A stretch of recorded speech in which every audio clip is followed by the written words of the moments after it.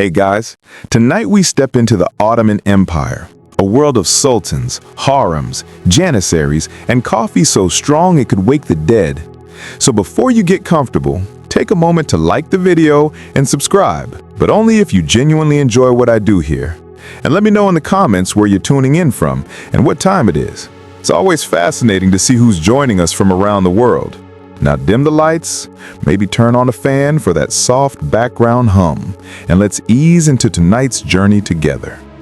You open your eyes, and immediately you're disappointed. No marble halls, no golden domes, no silk curtains. Instead, you're lying on a straw mat in a drafty room that smells like damp wool and goat. If you're a peasant, which statistically you are, your palace consists of 4 mud walls, a smoke-stained ceiling, and livestock that act like they pay rent. The family goat is chewing on your only shirt. You sigh. Welcome to the Ottoman Empire. But maybe, you think, I'll aim higher. I'll be a janissary. Congratulations, you're still miserable. As a janissary, you aren't even allowed to stay with your family. You were taken from them as a child through the Dev-Shirmi system, converted, trained, and molded into one of the Sultan's elite soldiers. Sounds prestigious, right? Until you realize you were basically kidnapped for the privilege of becoming state property. Your bed may be cleaner than a peasant's, but your alarm clock is a drill sergeant shouting at you in Turkish. And if you were born noble, don't get comfortable. Nobility in the Ottoman Empire was less cozy aristocracy and more walking target. At any moment, the Sultan could decide you looked suspicious, and suddenly your life expectancy drops to 0. The richer your clothes, the shorter your leash. Sleep lightly. Silk bowstrings were made for more than tying packages. The point is, no matter where you start, you're waking up in someone else's palace. The Sultan owns the land, the soldiers, and effectively, you. You don't wake up to think, what do I want to do today? You wake up to think, how do I avoid dying today? Breakfast? Maybe. Bread if you're lucky, but don't expect variety. Comfort? Only if you enjoy flea bites. Privacy? Forget it. Ottoman society wasn't designed for your convenience. It was designed for the state's stability, which means your personal happiness ranks somewhere below sharpening spears.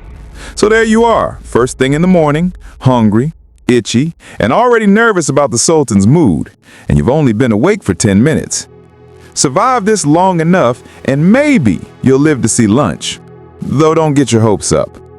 You stumble out of bed, stomach growling, ready for breakfast. And by ready, I mean already disappointed. Forget eggs, cheese, or anything warm. In the Ottoman Empire, breakfast isn't a meal. It's a test of your will to live. If you're a peasant, congratulations, you get bread. Hard, dry bread. Bread that doubles as a weapon if you throw it hard enough. You might soften it in water or dip it in olive oil if you're lucky. But most mornings, it's just you, your jaw, and the challenge of not breaking your teeth before noon. Occasionally, someone brings out cheese or yogurt, but don't count on it. That's feast day material, not your average tooth day. If you're in the city, you might catch the smell of something better. Flatbreads baking in clay ovens, sesame seeds sprinkled on top, maybe a few olives sold in the marketplace. You'll get hungry just walking by. But unless you have coins jingling in your purse, keep dreaming. Because food markets in Istanbul were a paradise for the wealthy and a torture chamber for everyone else. Of course, if you're one of the lucky few serving in the palace kitchens, you'll actually see abundance. Honey, butter, fruits, even meat. But you won't eat it. That's for the Sultan and his court. You'll be carrying trays and wiping sweat, your nose filled with the smell of roasting lamb, while you chew on, yes, more bread. And then there's coffee. Oh, glorious coffee. The Ottomans were among the first to truly embrace it, turning it into a social obsession. Strong, bitter black coffee poured into tiny cups. The smell alone could wake the dead. But here's the catch. Coffee wasn't always safe. Religious authorities occasionally banned it, calling it a sinful stimulant. Imagine risking prison because you needed a caffeine boost before work. One wrong sip and suddenly your morning latte is heresy. So your choices for breakfast are stale bread, a handful of olives if fortune smiles, or risking eternal damnation for coffee. You wolf down the bread, tell yourself it's rustic, and pretend your stomach isn't already planning its rebellion. By the time you're done, you're not satisfied. You're just alive. And in the Ottoman Empire, that's the best review breakfast ever got. You've barely finished choking down your bread when there's a knock at the door. It's not a neighbor, it's not a friend, it's the Ottoman tax collector. The medieval version of a debt collector, except scarier and with the full weight of the empire behind him. Taxes in the Ottoman Empire were like the weather, unavoidable and rarely pleasant. You pay for your land, your crops, your animals. If you're Christian or Jewish, you also pay the jizya, a special congratulations for not being Muslim tax. It's basically a bill for existing.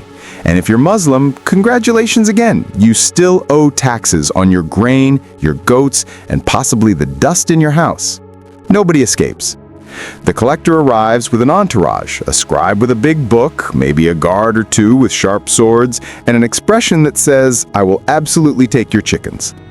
You hand over a sack of grain, praying it's enough. It isn't. It's never enough. The scribe writes down your name, mutters something about arrears, and the guard eyes your boots like they'd fit him better. Try to argue and see what happens. You say, "But the harvest was bad this year." The collector says, "Not my problem." You say, "My children are starving." He says, "Then they'll eat less." You say, "I have nothing left." He smiles and takes the goat. That goat was the only reason you had milk. Now you have nothing but a grudge and lactose deficiency. If you're really unlucky, the collector decides you're lying. Out come the beatings. Ottoman tax law had a wonderfully efficient system of encouragement. Hit the peasant until the money appears. Spoiler, it doesn't, but the bruises do. City dwellers had it no easier. If you ran a shop in Istanbul, inspectors could show up unannounced, check your scales, accuse you of cheating, and fine you on the spot. Too poor to pay? They'd confiscate your goods. Too stubborn to cooperate? Straight to jail. Congratulations, your humble spice stall just became state property. By the time the tax collector leaves, you're broke, barefoot, and hungry again. You look at your family and smile weakly, as if to say, well, at least they didn't take the roof. The roof leaks, but hey, small victories. It's not even noon yet, and the Ottoman Empire has already reminded you who's boss. Spoiler, it isn't you. You've survived breakfast and the tax collector, but now comes the next joy of Ottoman life, religion as a billable service. The empire was proudly Islamic, but also ruled over millions of Christians and Jews. On paper, this meant toleration. In practice, it meant tolerated but pay up. If you weren't Muslim, you got the privilege of paying the jizya, a special tax politely labeled as protection money. Protection from what? From the empire itself, of course. It's the medieval version of the mafia. Nice house you've got here. Shame if someone confiscated it. You line up at the collector's table with your fellow villagers. The Muslims shuffle past with grumbling. Their taxes are bad enough, but when your turn comes, you get the extra bill. You fork over coins you don't have, smiling weakly while muttering prayers that the scribe doesn't accidentally write down a higher amount than you actually owe. Spoiler, he does. Some neighbors whisper about conversion. After all, if you embrace Islam, you dodge the jizya. But it's not a free pass. You'll still owe grain taxes, field taxes, and probably some random levy invented last Tuesday because the Sultan's palace needs a new fountain. Changing religions doesn't change the fact that you live in a system where your wallet is always empty and your overlord is always thirsty. Of course, religion wasn't just about taxes. It was about status. Muslims had the privileges, better legal standing, access to higher offices, the ability to testify in court without being ignored. You, as a Christian or Jew, you're technically part of the dhimmi community. Protected people. Protected in the same way a landlord protects his property. Useful, but disposable. And let's not forget the cultural tension. Your festivals, your churches, your traditions, they're allowed, but under watchful eyes. The wrong sermon, the wrong crowd gathering, and suddenly the guards are asking questions. Nothing ruins Easter like an Ottoman soldier standing at the back of the church, hand on his sword. So, what do? You keep your head down, pay your tax, and hope nobody reports you for blasphemy over a careless word. In a world where faith and finance refused, survival meant walking a tightrope between belief and bankruptcy. And remember, it's It's not even midday yet. It's just after midday and word spreads through the bazaar. The Sultan sneezed. You laugh until you notice everyone else isn't laughing. They're sweating. Because in the Ottoman Empire, the Sultan's mood was the weather forecast, and a sneeze could mean storms. You live under an absolute monarch, which sounds impressive until you realize absolute means your life belongs to him. If he likes you, you're showered with gifts, titles, maybe even a new robe. If he doesn't, you're showered with strangulation by silk bow ring. That's the Ottoman touch. Executions weren't messy beheadings. They preferred neatness. One moment you're sipping coffee, the next moment 2 guards politely slip a scarf around your neck, and poof, no more you. And it's not just ministers and nobles who feel the Sultan's mood swings. Everyone does. Did the Sultan raise taxes? That's your goat gone. Did he decide to build a new palace? That's your labor drafted. Did he order a war? Congratulations, your son is marching to Hungary with moldy boots and no chance of returning. The Sultan's paranoia was legendary. Many practiced fratricide, killing their own brothers upon taking the throne. Imagine waking up knowing your entire family tree is pruning itself for survival. Some sultans killed dozens of siblings in a single day, just to keep things tidy. You thought sibling rivalry was rough. Try the Ottoman version, where the winner gets Constantinople and the loser gets a shallow grave. Even the harem wasn't safe. The mother of the Sultan, the powerful Valid Sultan, could make or break careers with a single word. Concubines plotted constantly, eunuchs schemed in the shadows, and every decision ultimately led back to the man at the center, the Sultan. Moody, unpredictable, and always above the law. For you, an ordinary subject, this means living in constant low-level panic. Maybe today he sneezes and orders a festival. Maybe he sneezes and orders a new war. Maybe he sneezes and orders half the viziers strangled just to clear his sinuses. You don't know, and that's the point. In the Ottoman Empire, survival wasn't about hard work or good deeds. It was about luck. The kind of luck where you pray the Sultan's lunch agrees with him. Because one upset stomach at the palace could mean an upset empire. You hear drums in the distance. At first, you think maybe it's a wedding. Maybe you'll get invited. Maybe you'll score some roasted lamb. Then you see them. It's not a wedding. It's the Janissaries. The Janissaries were the Ottomans' elite troops. And if you're imagining knights in shining armor protecting the innocent, think again. These were boys taken through the Devshirim system. Basically child tax. If you were Christian in the Balkans, Ottoman officials could roll into your village, point at your son and say, "We'll take that one." Off he went, never to be seen again. He'd be converted to Islam, drilled for years, and transformed into a soldier with no family ties, no distractions, and an unsettling loyalty to the Sultan. Congratulations, your kid just became a cog in the Ottoman war machine. And these soldiers weren't just strong, they were terrifying. Their training made them disciplined killing machines, and their reputation alone could clear a street faster than the plague.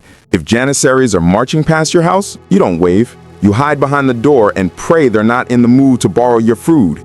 Being a Janissary wasn't all glory either. Sure, you got fine uniforms, steady pay, and the best weapons money could buy, but you were also forbidden from marrying or owning property for much of Ottoman history. Your life belonged to the barracks. Picture lifelong military service with none of the leave days. You fight, you march, you fight again. If the Sultan is generous, you get bonuses. If he isn't, you get mutiny. Yes, mutiny. The Janissaries eventually grew so powerful they could overthrow sultans. Imagine the very soldiers raised to be loyal watchdogs became the empire's biggest political bullies. One late paycheck, one unpopular law, and suddenly the Janissaries are storming the palace, deposing the Sultan and looting the treasury. For the ordinary citizen, this meant chaos. Burned shops, raided food stores, riots in the capital. For you, standing in the street, watching their boots thunder past, it's not about admiration, it's about survival. Keep your eyes down, don't make a sound, and pray they don't decide you look suspicious. The Janissaries didn't need much of an excuse, so no, this isn't a parade. It's a reminder that in the Ottoman Empire, the Sultan's fist came with drums, muskets, and soldiers who didn't remember their mothers' faces, and they definitely didn't care about yours. You're standing in the marketplace, stomach empty, taxes fresh out of your pocket, and janissaries still echoing in your ears. You mutter under your breath, "This is unfair." Congratulations, you just committed career suicide. In the Ottoman Empire, complaining wasn't a hobby, it was a crime. Free speech wasn't free, it wasn't even discounted. The Sultan and his officials didn't want your hot takes on taxes, war, or bread prices. They wanted silence, obedience, and maybe your goat. One careless complaint could brand you a rebel, a heretic, or worse, a traitor. And traitors didn't get warnings. They got silk bowstrings. Imagine this. Two polite palace guards show up at your door at night, smiling warmly, carrying what looks like a scarf. You think, how thoughtful. Then you realize it's for strangling you.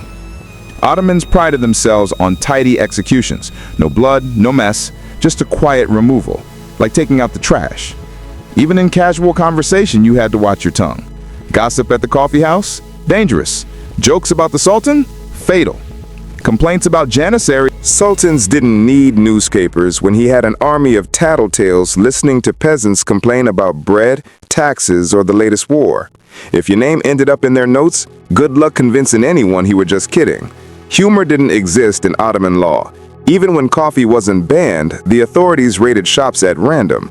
Guards could storm in, flip tables, and drag out the loudest talkers.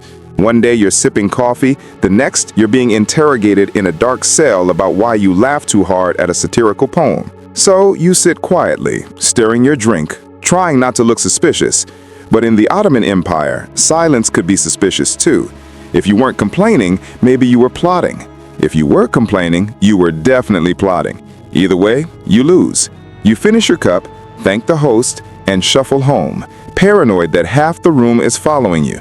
That's the Ottoman coffee house, a place where you went to wake up, but often ended up never waking up again. You've heard the rumors. The Ottoman imperial harem, a paradise of silk, jewels, and women lounging around in luxury. You picture fountains, music, and maybe grapes being fed to you. Wrong. Very wrong. Let's say you're a concubine. You weren't invited here, you were brought. Maybe captured in war, maybe sold by your family, maybe gifted to the Sultan like some bizarre fruit basket. You're dressed in fine clothes now, yes, but those clothes are also prison uniforms. The harem is not freedom, it's a gilded cage with better curtains. Your day begins with lessons, music, embroidery, and etiquette. Then more lessons, politics, languages, and how not to get murdered by rivals. Because here's the catch, you're not competing for fun, you're competing for survival. The Sultan may choose you, or he may never look your way.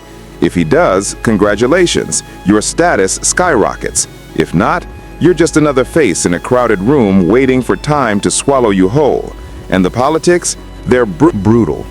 Every concubine is scheming, whispering, bribing eunuchs, or slipping questionable herbs into rivals' food.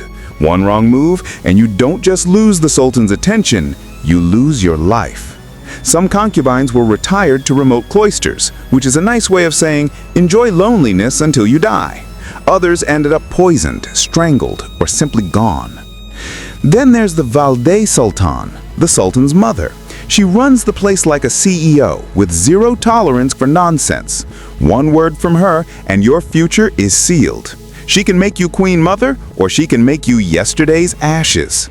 Best to stay on her good side, which is tricky since she doesn't actually have one. And don't think being a eunuch is better. Sure, you get to live in the palace, but only because you've been permanently disqualified from certain activities. Your job is guarding women who resent you, serving masters who distrust you, and enforcing rules you secretly wish didn't exist. You're less a person and more a lock on a door. So no, the harem isn't the fantasy paradise of paintings and legends. It's politics, poison, and paranoia dressed up in silk robes. You thought it was sexy. Turns out it's just survival with better furniture. After watching the harem eat itself alive, you decide maybe politics is safer.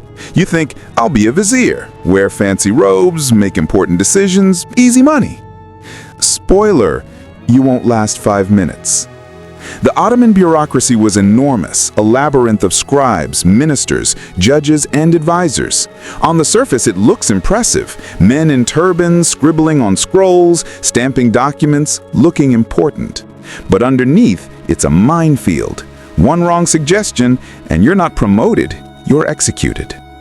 Let's say you make it into the Dean, the Imperial Council. You sit across from the Grand Vizier himself, the Sultan's right-hand man. Everyone whispers that he's basically the second most powerful person in the empire. What they don't mention is that second most powerful also makes him first most replaceable. Grand Viziers were strangled so often it was practically part of the job description. You could spend 20 years clawing your way to the top and still end your career with a bowstring around your neck. And don't think you'll survive by playing it safe. If the Sultan asks, "Should we invade Hungary again?" you can't say, "Maybe wait, sire." No. You smile and say, "Brilliant idea, Your Majesty," while mentally drafting your will. If the campaign fails, guess who gets blamed? You. If it succeeds, guess who gets credit? Not you. Even paperwork is dangerous. Forget to record one shipment of grain? Treason. Lose a letter from the Sultan? Treason. Misplace the tax revenue? Double treason, plus a public flogging for style points. The empire ran on taxes, and if the books didn't add up, neither would your lifespan. And then there's the constant scheming. Every rival official wants your seat. They bribe, they whisper, they send anonymous notes accusing you of corruption. Spoiler, everyone is corrupt, but it's only a crime when it's your turn to be a scapegoat. So yes, you might dream of rising through the ranks, but the reality is worse than farming. At least a farmer only fears famine. A bureaucrat fears famine and strangulation and being framed for treason over a typo. By the time you've survived 1 week in the Ottoman bureaucracy, you'll be begging to go back to your goat and your crumbly bread. At least goats don't stab you in the back. Figuratively, anyway. You gave up on politics, so you head back to the fields. Farming. Simple, honest work, right?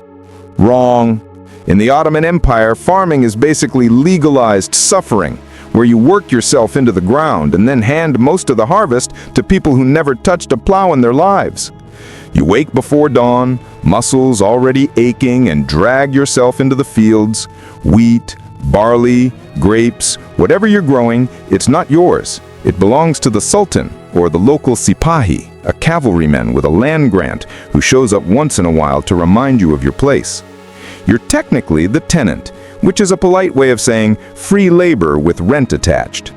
Your day is backbreaking, plowing with wooden tools that snap more often than they work, sowing seed while praying for rain, harvesting under the sun until your skin feels like leather, and just when you think you've produced enough to feed your family, the tax man arrives. He takes the first share, the landlord takes the second, the army might take the third. By the time it's your turn, you're lucky if you get a sack of barley and some shriveled onions. And heaven forbid there's a bad harvest.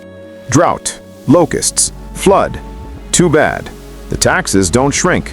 You'll still owe the Sultan the same amount, which means handing over what little food you have and praying your kids can survive on boiled weeds. If you're really desperate, you'll steal from your own fields at night just to feed your family, which is ironic since it's technically your food in the first place. Farm life doesn't come with peace either. Armies trample through fields on their way to war, trampling your crops into mud. Bandits raid villages, stealing what's left. Disease spreads every summer, thinning your workforce. And you can't exactly call HR about unsafe working conditions when HR is a mounted soldier who thinks your suffering is adorable. By winter, survival means rationing moldy bread and hoping spring comes before your children start chewing on furniture. And if you somehow make it to the next harvest, congratulations, you get to do it all over again. So yes, farming in the Ottoman Empire was simple. Simple in the sense that it simply broke your body, stole your food, and left you with just enough energy to regret being born. You've had enough of farming, so maybe the army will be better. At least as a soldier, you'll get food, pay, and some respect, right? Wrong. In the Ottoman Empire, military service meant endless marching, endless suffering, and pay that arrived late, if at all. You're handed a musket or a spear, depending on how valued you are. Spoiler, you're not valued. Your boots are thin leather that fall apart halfway through your first campaign. By day 3, your feet look like boiled meat. By day 10, you're praying for amputation. The marches go on forever. The empire stretched from Hungary to Arabia, which means you're expected to walk across entire continents like it's no big deal. Rain, You keep walking. Snow, you keep walking. Desert heat melting your eyeballs. Keep walking. If you collapse, nobody carries you. You just become scenery for the next unlucky recruit. And the food. Imagine stale bread so hard you could use it as a weapon. Add a handful of dried chickpeas, maybe a thin soup that tastes suspiciously like boiled sock water. If you're lucky, there's meat, but only if the quartermaster didn't sell it to a tavern on the side. Spoiler again, he did. Then there's the discipline. Complain about the conditions, and the Janissary sergeant smacks you. Complain louder, and you're whipped. Complain too much, and you're executed for undermining morale. Nothing says team spirit like watching your buddy get strangled because he dared to say the bread was moldy. And when you finally reach the battlefield, you realize the march was the easy part. You're shoved into the front lines against armored knights, cannon fire, or angry peasants with pitchforks who'd rather die than pay Ottoman taxes. The Janissaries behind you make sure you don't run. It's not bravery keeping you in formation, it's the knowledge that you'll be killed faster by your own side than by the enemy. Even victories aren't sweet. If you win, you get maybe a few coins, some loot, and a new pair of boots, which fall apart just as quickly as the last ones. If you lose, you don't come back. Simple as that. You think to yourself, maybe I'll bend the rules a little. Everyone else does. Bad idea.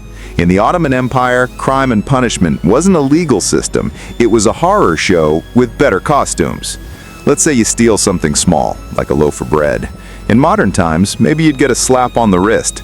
In the Ottoman Empire, you're about to lose the whole hand.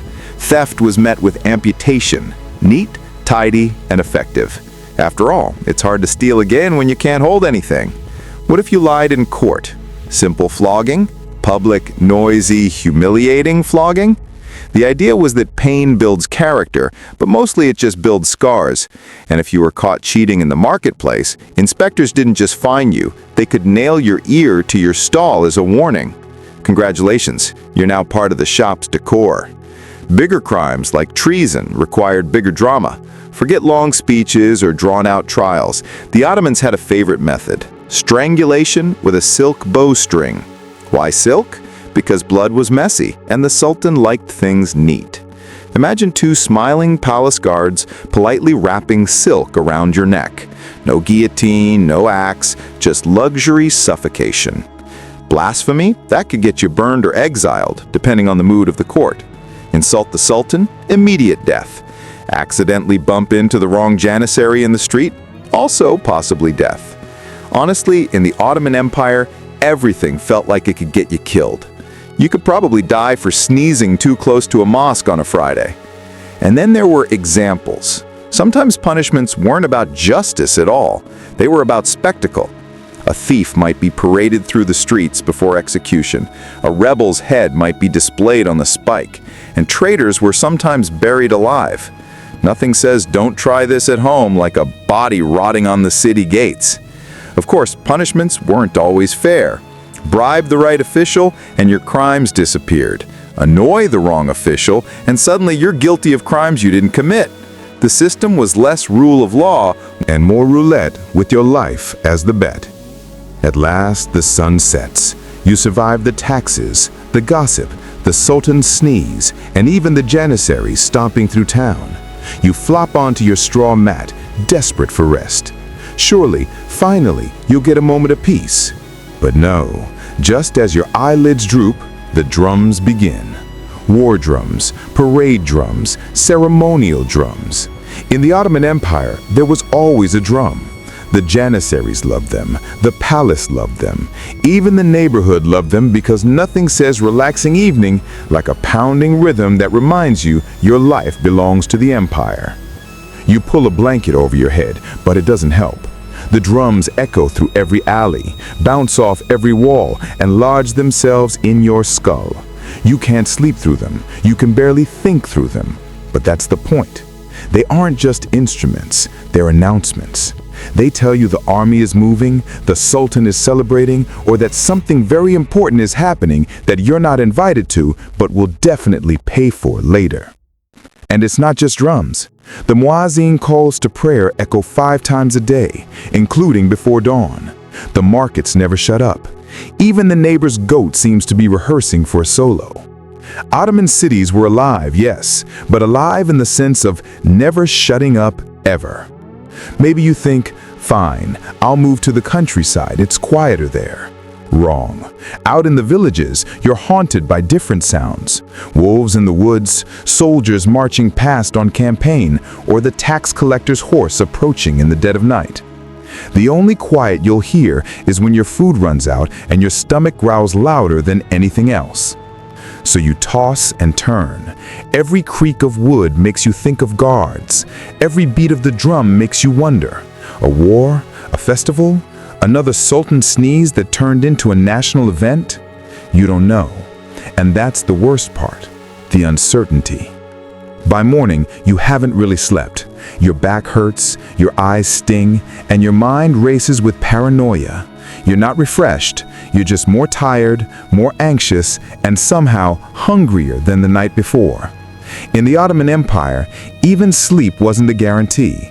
It was another battle you usually lost. The sun rises again, though you swear you never slept. Your body aches from lying on straw, your stomach growls because bread isn't food, and your nerves are fried from the endless war drums that pounded through the night. Congratulations, you've officially survived one day in the Ottoman Empire. Except you haven't really, because now the cycle starts all over again. The tax collector could knock any minute, demanding the chicken you don't even own. If you mutter a complaint, a neighbor might report you for treason. If you stumble into a coffee house for comfort, one wrong laugh could get you accused of blasphemy. If you dream of joining the bureaucracy, don't. You'll just end up strangled with silk for writing the wrong word on the wrong piece of paper. Even farming, the safe job, is just legalized starvation dressed up as honest labor. The army is worse. Endless marches, rotten boots, stale bread, and maybe a heroic death in Hungary, if the enemy doesn't kill you first. The Sultan, you never know if his sneeze means a holiday or your execution. The harem, that's not a dream, it's a nightmare with better wallpaper. And sleep? Forget about it. Between the prayers, the drums, the soldiers, the gossip, and your own stomach making noises like a dying goat, rest is just another fantasy. You might as well stay awake all night. Won't make you feel any worse. By now, you've realized the truth. The Ottoman Empire wasn't built for you. It was built for the Sultan, the army, and the bureaucracy that squeezed you like a lemon until there was nothing left to give. You're not a citizen. You're a resource, a very tired, underfed, paranoid resource. So when the morning light creeps through the cracks in your wall and you drag yourself up for another round of bread, taxes, and fear, you know deep down you wouldn't last another day. Honestly, you barely survived this one. Life in the Ottoman Empire wasn't about living. It was about avoiding death long enough to hand over your last goat. And odds are you already failed. So yes, the history books talk about glorious palaces, mighty armies, and golden ages. But you're just the exhausted peasant in the footnotes. Step into a medieval castle and you'll find grandeur in the Great Hall, tapestries hanging on stone walls, and soldiers standing at the ready. But eventually, someone had to ask the most practical of questions. Where did everyone go to the toilet? The answer, at least for the wealthy, was the guardrobe, a small chamber built into the castle walls, usually overhanging a moat or ditch. To the medieval mind, this was considered a convenience bordering on luxury. A guardrobe wasn't a toilet as we think of it today.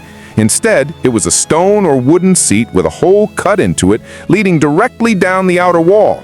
Whatever you left behind dropped straight into the moat, a pit, or sometimes onto unsuspecting invaders. That's right, castles didn't just use their toilets for hygiene. They occasionally turned them into part of their defense system. An enemy scaling the wall might suddenly be greeted with a less than chivalrous welcome from above. Inside, the guardrobe was hardly glamorous. There was no privacy to speak of, just a narrow chamber, often dark. Waste management systems, paying gong farmers to shovel out the pits at night. These men, often working in near darkness, hauled barrels of waste beyond the city walls to be buried. An unenviable but essential job. Despite the hazards, communal privies were social hubs in their own way. Gossip spread as quickly there as in the marketplace. You might trade news of a distant crusade, complain about a tax collector, or share a laugh while waiting for your turn on the bench. Privacy was a luxury for the elite. For everyone else, bodily functions were simply another part of community life. Crude as they were, these privies reflected the medieval balancing act between necessity and practicality. A reminder that when survival took priority, even sanitation became a public affair. If castles had garderobes and towns had communal privies, the average medieval street was still the final destination for much of Europe's waste. The truth is, sanitation systems were inconsistent, and for many, the simplest solution was to throw it all out the window. Chamber pots were the most common household toilet. At night, you did your business, and in the morning, you or your servant would toss the contents into the street with a quick warning cry. In France, guard low, watch out for the water. Few people listened, and fewer dodged in time. The result was a stinking mixture of human waste, animal manure, food scraps, and whatever else people discarded. Streets often doubled as open sewers, with runoff slowly trickling down toward rivers or ditches. In wealthier towns, some streets had shallow stone channels designed to carry waste away. But these were rarely cleaned, and the stench lingered year-round. Imagine walking through a crowded market while carefully avoiding puddles of filth underfoot. That was daily life in medieval cities. The situation worsened because animals shared the streets. Horses, oxen, donkeys, and pigs all left behind their own contributions. By some estimates, the dung of a single horse could pile up to over 10 pounds a day. Multiply that by dozens of animals moving through a busy street, and it's easy to picture why sanitation became a nightmare. Shoes weren't just for style, they were shields against disease. Authorities tried to fight back. City councils issued regulations fining citizens for tossing waste too carelessly or for letting pigs roam free. Some towns even appointed officials to supervise street cleaning. Yet enforcement was patchy, and medieval infrastructure couldn't keep up with the growing population. Public health crises like outbreaks of dysentery, typhoid, and plague thrived in these conditions. The Black Death itself spread partly due to unsanitary streets, where rats and fleas found perfect breeding grounds. Despite the filth, people adapted. Wooden walkways sometimes ran along the worst-smelling alleys, and wealthier households hired servants to discreetly dispose of waste in fields outside town. But for the majority, stepping outside meant confronting the unavoidable reality of a city that smelled as much of life as of death. The medieval street wasn't just a place of commerce and community. It was also a reminder that sanitation, or the lack of it, shaped everyday survival. While city streets stank and castles relied on their drafty garderobes, monasteries stood out as some of the cleanest spaces in medieval Europe. Monks may have devoted their lives to prayer and study, but they also understood the very practical importance of sanitation. A monastery was a self-contained world with its own water supply, kitchens, dormitories, and yes, toilets. These weren't simply for convenience. They reflected a belief that cleanliness was linked to godliness. Many monasteries built long stone-lined latrines, often called rivets, attached directly to the dormitory. Picture a row of wooden seats over a running water channel designed so that waste was carried away downstream. Compared to the foul pits of towns, this was a remarkable innovation. Monks could relieve themselves in relative privacy, while water flow kept the facilities from becoming unbearable. In fact, some orders, like the Cistercians, became famous for their advanced use of water engineering, diverting streams not only for toilets, but also for mills and fish ponds. Of course, clean is relative. While monasteries had a better system, the smell didn't vanish, and disease still lingered in close quarters. Still, compared to the chaos outside the cloister walls, monasteries were sanitary havens. Their systems even influenced later medieval urban planning, as towns sought to imitate monastic waterworks. For public use, sanitation in monasteries wasn't just practical, it carried a moral weight. Monks believed that idleness was dangerous for the soul, and cleanliness was a form of discipline. Maintaining the Ritter Order, sweeping cloisters, or ensuring water channels were clear all became acts of service to God. The physical act of keeping waste away symbolized spiritual purification. Interestingly, monks had to follow strict rules about when and how they used the latrine. Silence was often enforced, and talking while using the facilities was frowned upon. This stood in stark contrast to the lively chatter of communal town privies. For monks, even relieving oneself was to be done with humility and restraint. Monasteries reveal a medieval paradox. While most of Europe struggled with filth, the Church, often criticized for its wealth, pioneered some of the most advanced sanitary practices of the age. Their reader orders were not only practical, but also deeply symbolic, blending the physical needs of the body with the spiritual discipline of the soul. If monasteries had their water channels and castles had their guardrobes, someone still had to deal with what piled up in the cesspits of towns and cities.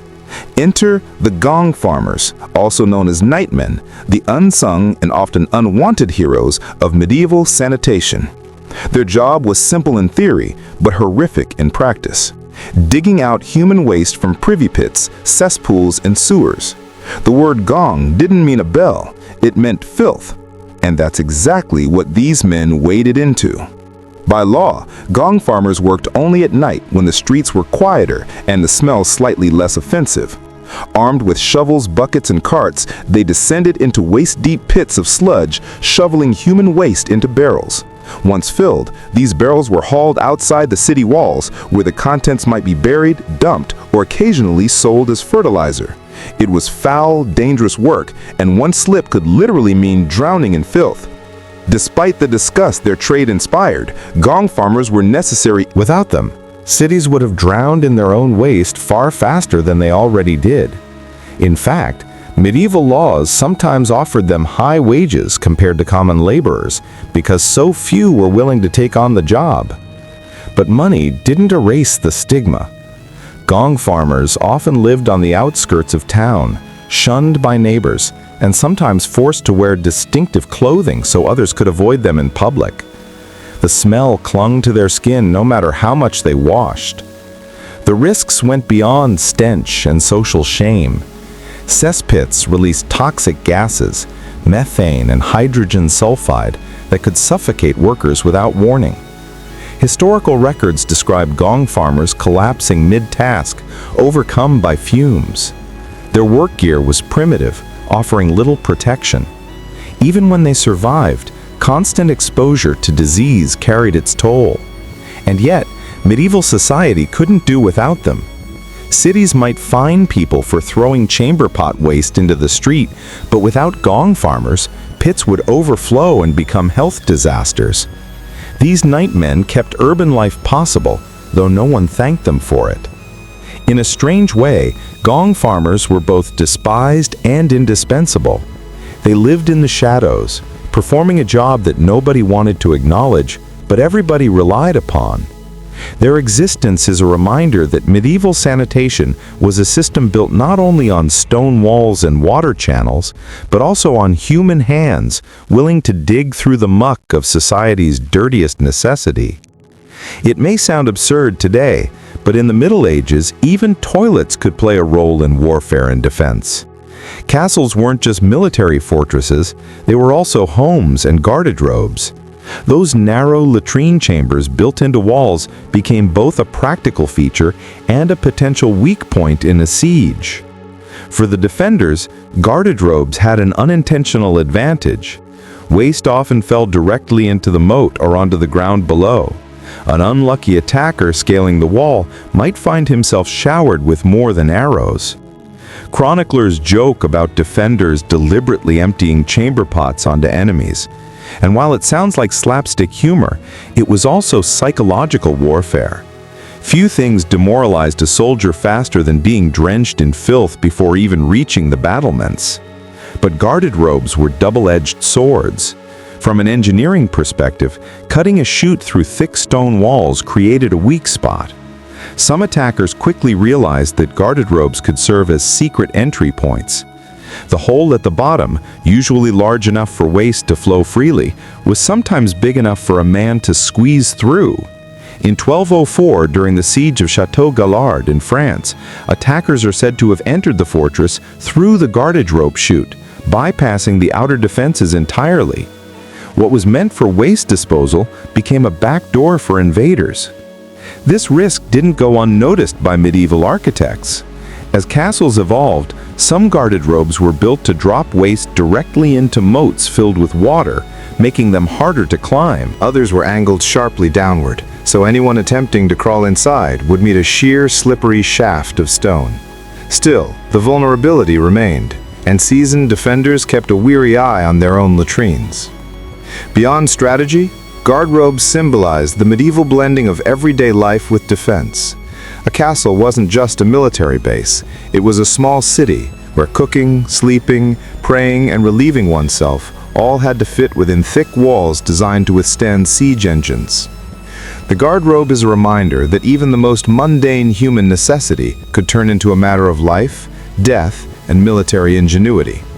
So the next time you picture a knight in shining armor storming a fortress, remember that he might have been battling not only arrows and boiling oil, but also the castle's less glamorous waste disposal system, raining down from above. While nobles had guard robes and townsfolk made do with communal privies, the vast majority of medieval people, peasants, had to take care of business in the most basic way possible, wherever they could. For those living in the countryside, the toilet was rarely more than a patch of open ground, the edge of a field, or the bank of a river. Nature itself served as the medieval peasant's restroom. A common practice was to squat in fields, especially those not currently used for crops. In some cases, waste wasn't just discarded, it was deliberately left to act as fertilizer. This was risky, of course, since untreated human waste could spread parasites and disease. But with little scientific understanding of hygiene, peasants often saw it as simply part of the cycle of life. Livestock manure was already used for enriching soil, so human contributions weren't viewed much differently. Rivers and streams offered another option: easy, quick, and free-flowing. Waterways carried waste away, but they also carried it into the same streams where peasants washed clothes, fetched water, or bathed. The line between clean and dirty water was blurry at best, and outbreaks of disease often followed. Yet, to a medieval villager with no access to organized sanitation, this was the only practical solution. Makeshift latrines also existed. A shallow pit might be dug near a home and covered once full, but this required effort and space, which not all peasants had. More often, people simply relieved themselves outdoors, sometimes in the company of neighbors. Privacy was a luxury. The idea of needing a locked door or a personal chamber for such things was foreign to most rural folk. Despite the filth, peasants adapted with humor and resilience. Folk sayings and jokes about bodily functions were common, perhaps as a way of making light of a daily necessity. Children, unsurprisingly, were often tasked with emptying chamber pots, if the household had one, a chore as dreaded then as it would be now. Peasant sanitation reflects a truth often overlooked. While castles and monasteries left behind stone ruins and records of innovation, most of medieval Europe relieved itself in fields and rivers, leaving little behind but a story of practicality over comfort. For peasants, survival mattered more than refinement, and toilets, like so many aspects of their lives, were rough, communal, and unremarkably human. Toilets in the Middle Ages weren't only about convenience. They were deeply tied to how people understood health and disease. Medieval medicine revolved around the theory of four humors: blood, phlegm, yellow bile, and black bile. Physicians believed that sickness came from imbalances in these fluids, and waste leaving the body was considered a vital sign of whether balance was being maintained. In other words, excrement was both feared and studied. Doctors sometimes examined urine, feces, and even the smell of waste to diagnose illnesses. Uroscopy, the examination of urine, became an entire field of study. Physicians carried charts of colors and textures, comparing samples in glass flasks. A deep yellow liquid might mean dehydration, while cloudiness suggested an infection. The toilet, or whatever passed for one, was not just a place of relief, but also a stage where health revealed itself. But alongside this proto-scientific approach, superstition thrived. People believed that bad smells carried disease, a theory called miasma. Since privies and cesspits were among the foulest smelling places, they were often blamed for outbreaks of Communities burned herbs or carried scented flowers to ward off bad air. While miasma theory was incorrect, it wasn't entirely useless. At least it encouraged efforts to mask or avoid filth. Superstitions went further. Some thought that demons lurked in latrines, ready to strike when a person was most vulnerable. Folk tales warned children against lingering too long over pits or streams. Others claimed that witches could use waste in curses, stealing bits of hair, urine, or feces to cast spells. The toilet, in this sense, was both a practical necessity and a spiritual danger. In monasteries, the act of relieving oneself was treated with solemnity, as if even the body's most basic needs could affect the soul. Meanwhile, in villages, charms or blessings might be whispered before squatting in a field, particularly at night, to ward off spirits. These beliefs reveal how waste occupied a strange place in medieval thought.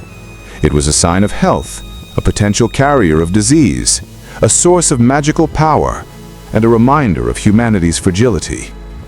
Even in the most ordinary act of going to the toilet, medieval people saw the hand of God, the threat of demons, and the balance of nature at work. When we look back at the toilets of the Middle Ages, it's easy to laugh at the crude methods, the smells, and the sheer lack of privacy. But sanitation in that era wasn't just about filth. It was a mirror of medieval life itself. Castles, monasteries, towns, and villages all developed their own ways of coping with humanity's most basic need. And in doing so, they revealed the values and limits of their world. For nobles, the garderobe symbolized privilege. It may have been a cold, drafty hole in the wall, but it separated them from the peasants squatting in fields. Monasteries, on the other hand, remind us that not all of medieval Europe was wallowing in dirt. Their flowing water latrines and carefully managed waste channels show how engineering, religion, and practicality could work hand in hand. Monks saw sanitation as both necessity and virtue, a link between bodily discipline and spiritual order.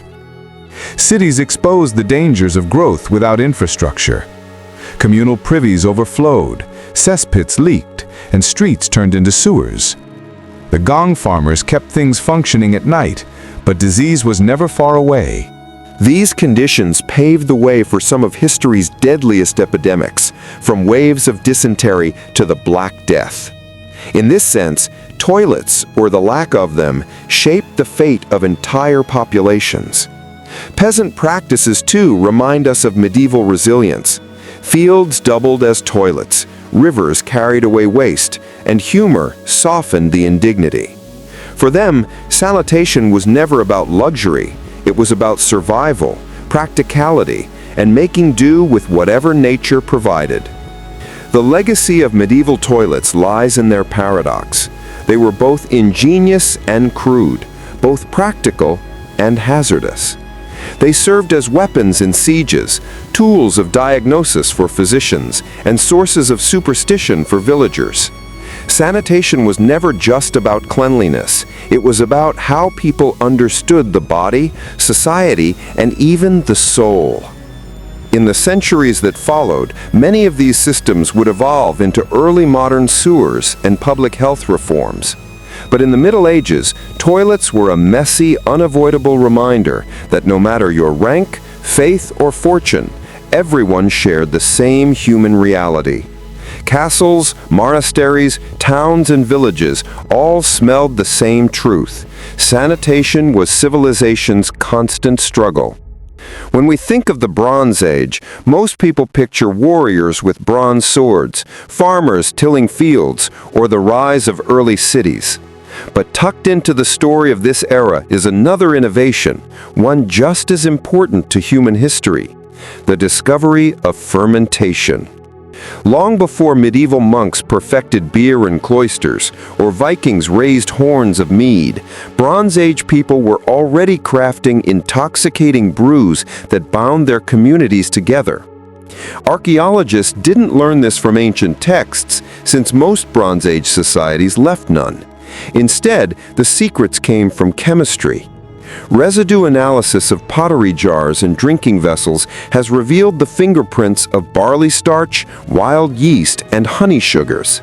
These weren't accidental spills. They were the remnants of early brewing experiments, proving that Bronze Age people understood, at least in practice, how to harness fermentation. But what exactly did their drinks taste like? Forget the golden filtered beers of today. Bronze Age beer was thick and cloudy, more like a liquid bread than a refreshing lager. Grains were mashed and left to ferment in large communal vats. Sometimes honey or herbs were added, creating primitive mead or spiced ales. The result was mildly alcoholic, nutritious, and unpredictable. Each batch could vary wildly depending on the water, the grain, and the whims of wild yeast. And yet, these brews mattered. Alcohol offered more than a buzz. It preserved calories in a stable form and provided safe hydration when water sources were questionable. In small doses, it had antiseptic qualities, killing off microbes that plagued early settlements. To drink together was to share trust. Each sip showed that you belonged at the table, part of the group. More than that, brewing revealed a shift in human priorities. By the Bronze Age, people weren't just farming to survive. They were farming to create surpluses, which meant they could afford luxuries like fermented drinks. Beer and mead weren't about bare survival. They were about culture, ritual, and even identity. To brew was to signal prosperity, to show that your community had enough grain to eat and enough left over to drink. So while bronze weapons and plows might symbolize the technology of the age, the humble brewing jar tells another story.